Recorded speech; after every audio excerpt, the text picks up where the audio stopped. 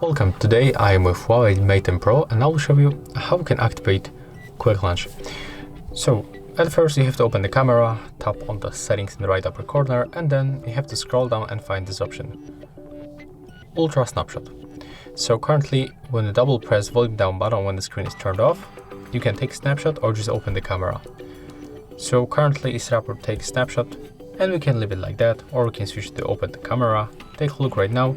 When you are going to close the screen, lock, and then double tap on the volume down button, we can quickly open the camera application, as you can see.